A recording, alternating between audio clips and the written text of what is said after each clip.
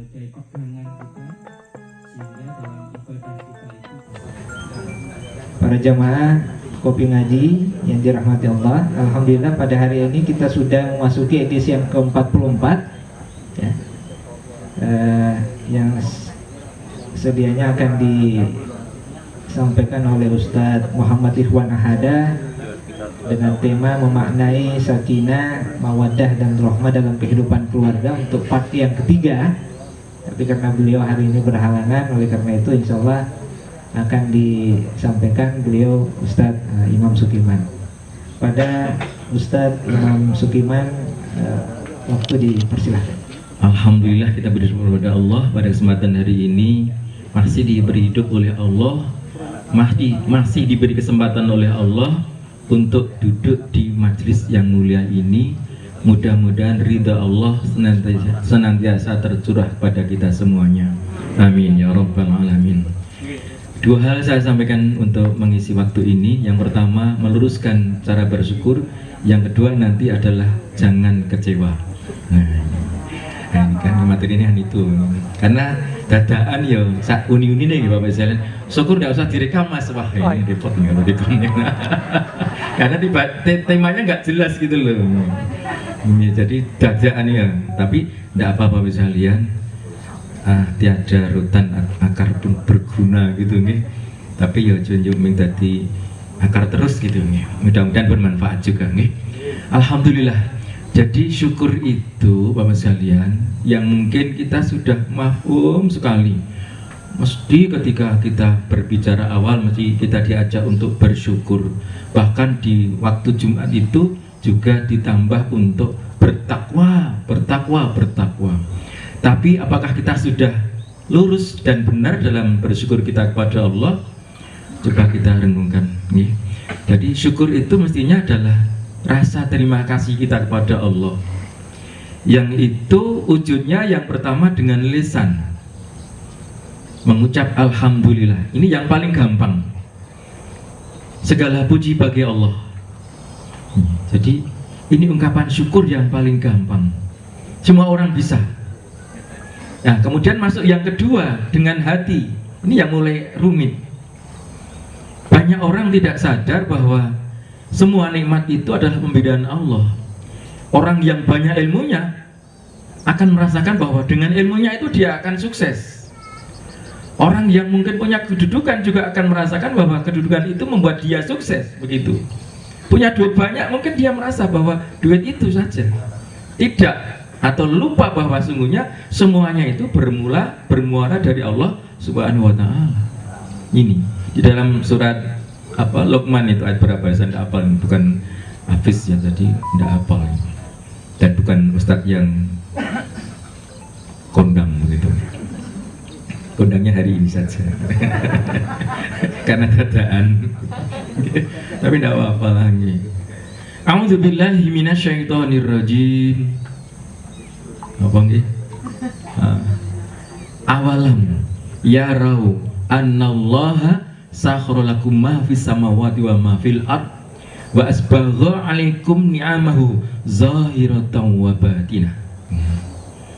Tidaklah kau melihat ini alam taro annallah, bahwa sungguhnya Allah itu telah memperjalankan sakhara lakum pada kalian apa di langit dan di bumi. Yang saya tekankan wa asbagha 'alaikum ni'amahu, dia menyempurnakan, memberikan nikmat itu, nikmat tahu wa asbagha 'alaikum ni'amahu zahiratan wa batinah. Nikmat yang zahir dan batin itu dari Allah ini Pak. Dan kemudian ini ketika kita syukur dengan hati itu merasakan bahwa nikmat, semua nikmat itu datangnya dari Allah, bukan dari datang kehebatan kita, bukan. Kita tidak hebat sama sekali, siapapun orangnya, termasuk saya juga tidak hebat ini, meskipun tidak ada muni ya bisa uni-uni nih. Tapi muni begitu ya, muni. Mudah-mudahan bermanfaat juga. Jadi syukur yang kedua, jadi dengan hati kita yakin, sehingga ketika kita meyakini seperti itu, tidak ada orang dengan ilmunya menjadi sombong, bukan. Dengan hartanya menjadi sombong, tidak. Dengan kedudukannya menjadi sombong, jalannya beda. Nggih mboten? Wong nek kedudukan tinggi kan mlakune beda. Wong ini banyak juga lem laku ya beda. Niki tidak nyadar bahwa semua yang diterima dia itu dari Allah. Ini yang kemudian menyadarkan kita semuanya. Tidak ada orang yang hebat itu kecuali ditolong oleh Allah. Kembalinya kepada Allah. Jadi di sini meletakkan bahwa keyakinan kita, nikmat yang kita terima, seberat, sekecil apapun adalah datang dari Allah semata-mata. Kemudian yang ketiga Bapak sekalian, itu dibuktikan dengan anggota badan kita. Bagaimana? Memanfaatkan potensi nikmat itu untuk atau sesuai dengan petunjuk Allah. Kita diberi kesehatan, bisa jalan ke sini. Ini nikmat Allah, berarti kita bersyukur. Saya bisa matur di sini, ya ini kesyukuran saya diberi sedikit ilmu dari Allah. Saya sampaikan pada Bapak sekalian. Ini diberi harta juga didapatkan yang sesuai dengan petunjuk Allah.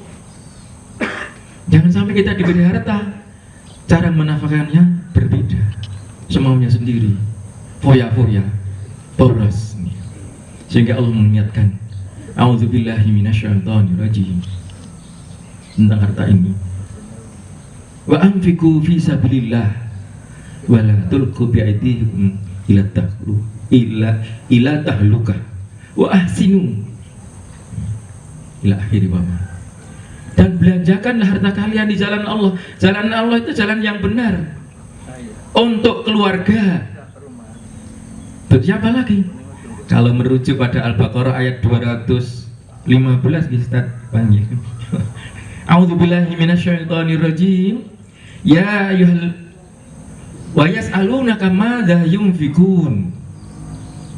Dan ketika mereka bertanya kepada Muhammad, bagaimana cara menafkahkan harta yang benar?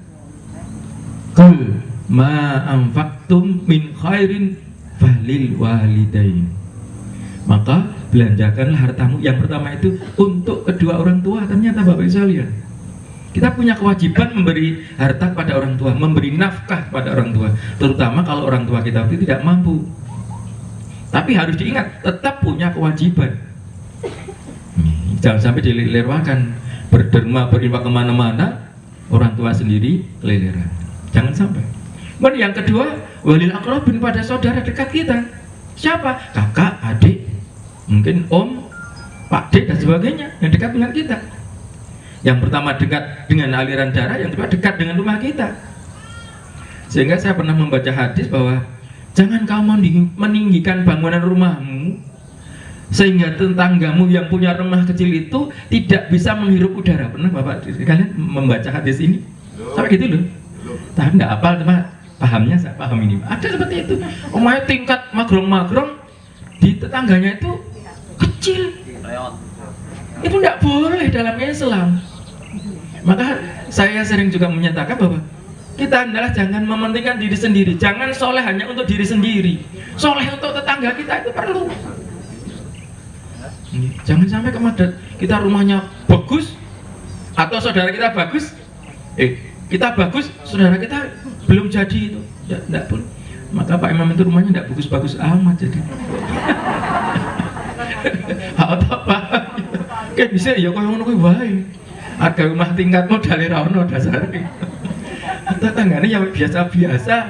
Adik saya rumahnya ya kayak gitu ya. Tapi ya sepengko sudah berbatas semua. Masya Allah. Nah ini Bapak sekalian. Ternyata dalam menafkahkan harta itu seperti itu.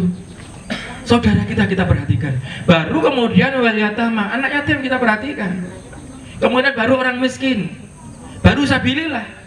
Nah ini jadi sabilillah dalam arti untuk membangun masjid, untuk jalan Allah yang sesungguhnya itu belakangan. Ibu bapakmu, saudara-saudara kandungmu, kemudian anak yatim, orang miskin baru keluar. Kadang-kadang kan orang, maaf ini kadang-kadang juga menyinggung perasaan kita. Nang apa kowe nek nang infak nang ndi gede-gede kok nang nggone di malah ora piye. Nang ndi kondang masalahe gitu loh. Nek di tempat sendiri kan ndak kondang, nek keluarga ndak kondang gitu. Kadang-kadang juga saya menyindir, kenapa kalau korban itu do rebutan antara komanan, korban lembu itu atau apa itu nih. Kalau zakat justru sedikit,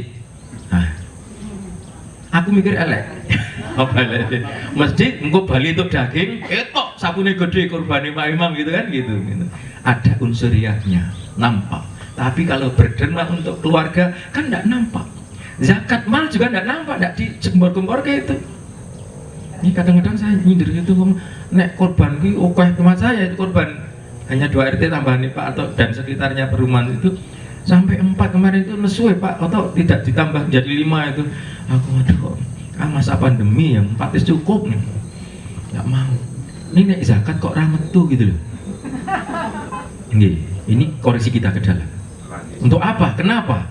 Zakat yang itu mestinya wajib tidak semarak sekali.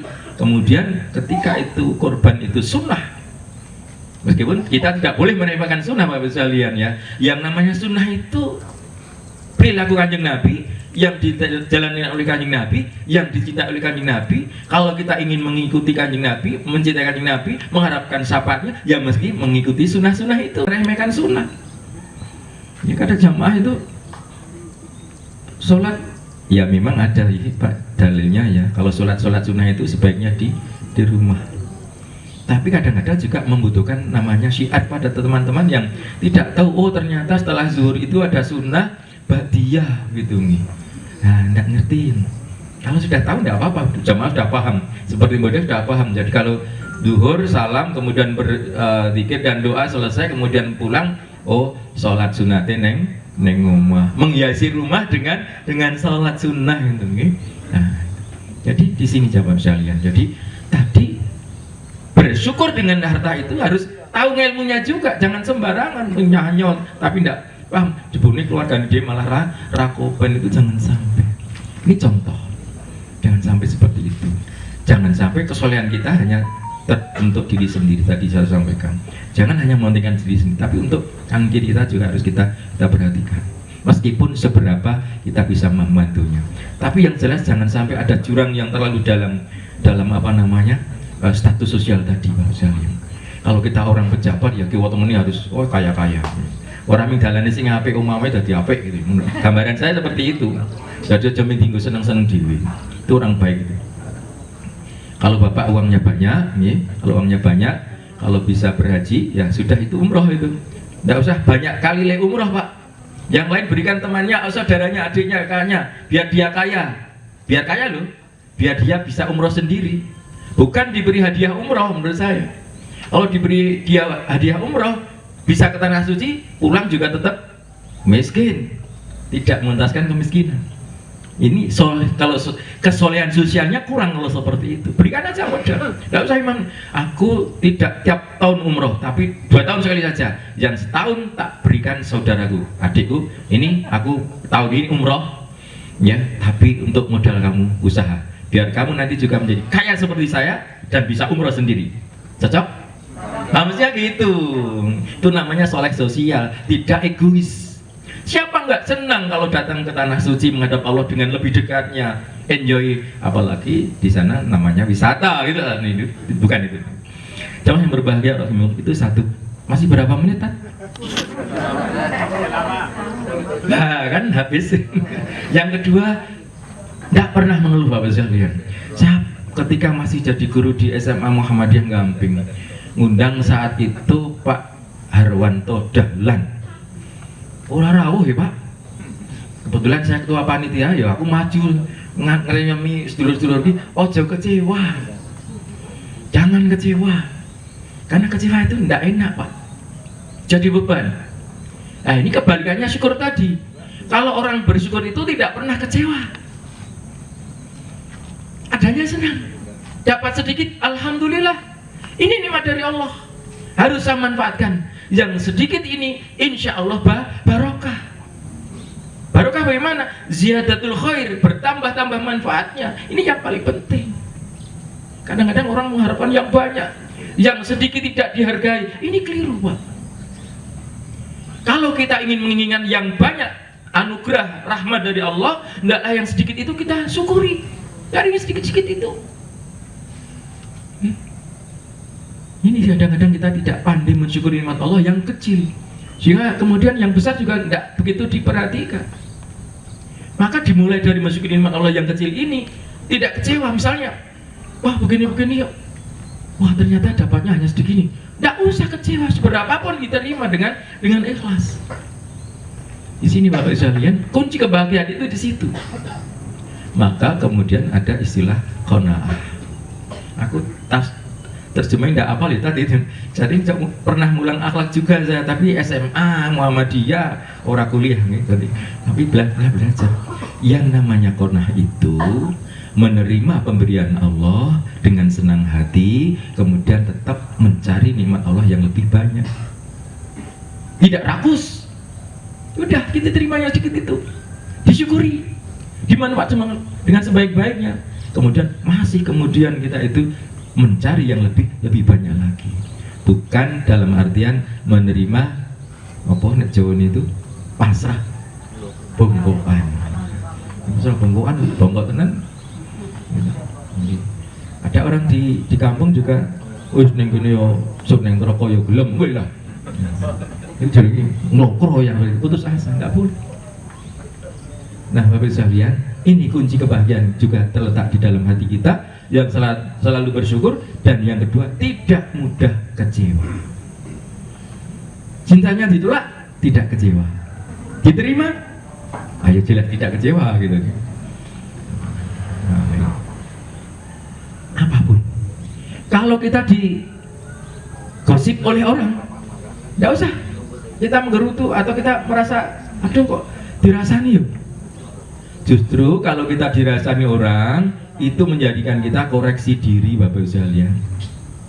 Jangan marah, nggak usah marah. Orangnya lemah. Kalau kita benar, dosa kita akan diampuni oleh Allah. Kalau kita salah pun juga diampuni oleh Allah, karena dirasani orang. Yang rasanilah yang jadi orang bangkrut di akhirat nanti. Gitu. Jadi orang bangkrut itu kosong banget itu. Ketok rajin ngaji neng kopi ngaji nih kok seneng rasani. Tapi ibu bisa dingin juga katanya, angel ya Pak, leren ngerasani gue. Paling orang ngerti ilmunya gitu loh. Paling orang tahu ilmunya, oh jangan untuk ngerasani ya. Berarti harus menghindari sedikit demi sedikit. Syukur lama-lama berkurang. Maka saya sering sampaikan, Allah itu sesungguhnya mengampuni dosa-dosa kita selalu. Sholat 5 waktu itu, dari sholat ke satu ke sholat yang lain itu mengampuni Allah dosa-dosa kita. Maka ketika sore atau pagi ini kita ngerasani orang, Allah mengampuni dosa kita di waktu zuhur nanti. Ngerasani loh. Nah, nanti habis zuhur jangan ngerasani lagi. Cari dosa yang lain. Nah, gitu. Cari dosa yang lain. Kenapa ya? Ngapusi. Nah, ngapusi di waktu zuhur setelah sampai asar diampunkan oleh Allah di waktu asar. Berarti 2 dosa sudah hilang. Nah, jangan diulang. Kalau diulang namanya main-main gitu. Oh, asar tidak ngapusi lah. Kemudian habis ngasar gawe dosa apa ya? Ojo gawe dosa gitu. Sampai 5 waktu. Artinya apa? Itu sesungguhnya Allah mengontrol kita. Maka sholat atau amal sholat itu menghapus dosa-dosa kita seperti itu. Jangan diulang lagi. Ning iki jargoni nggih. Nggak angel niku. Tapi monggo Pak. Ini jadi pembelajaran buat kita semuanya. Bapak Ibu sekalian, saya pikir itu sedikit yang sampaikan. Yang pertama, banyak bersyukur ya, dengan benar tadi, ya lisan, ya hati, ya perbuatan ya. Jangan eman-eman waktu kita, jangan eman-eman badan kita yang masih bisa digerakkan sampai kemana. Nah, harus kita selalu berusaha. Apa yang diberikan oleh Allah, kita manfaatkan dengan sebaik-baiknya sesuai dengan petunjuk Allah, dan kemudian bisa memberi manfaat baik untuk dirinya sendiri, syukur bagi orang lain ini yang lebih apik meneh. Aja mung awak dhewe, wong liya yang melu memberi untuk mendapat manfaat. Yang kedua, jangan mudah kecewa tadi. Jadi bersyukur itu juga identik dengan tidak mudah kecewa. Selalu alhamdulillah. Termasuk tadi dirasani tetap alhamdulillah. Tidak usah marah. Wong malah kita diingatkan itu. Jadi tidak perlu marah. Matur nuwun, nyuwun pangapunten. Gitu aja nggih, rasa takon nggih. Maaf saya takon nanti saya nggak bisa jawab itu. Oh saya biasa takon kok ditekoni gitu ya. Terima kasih. Astagfirullahaladzim. Assalamualaikum warahmatullahi wabarakatuh. Demikian untuk berikutnya penutup ya. Dari tim Kopi Ngaji. Yang pertama mengucapkan mohon maaf ya, karena hari ini memang tidak sesuai dengan apa namanya yang direncanakan Ustaz Ikhwan bisa memberikan pengajian ya, karena memang ada halangan. Karena itu kami dari tim Kopi Ngaji mengucapkan maaf yang sebesar-besarnya atas ketidakhadiran beliau. Dan berikutnya marilah kita tutup, kita akhiri pengajian pada pagi hari ini dengan bersama-sama mengucapkan hamdalah. Alhamdulillahirrahmanirrahim. Nasrullah fathun qarib wa basyiril mu'minin. Wassalamualaikum warahmatullahi wabarakatuh.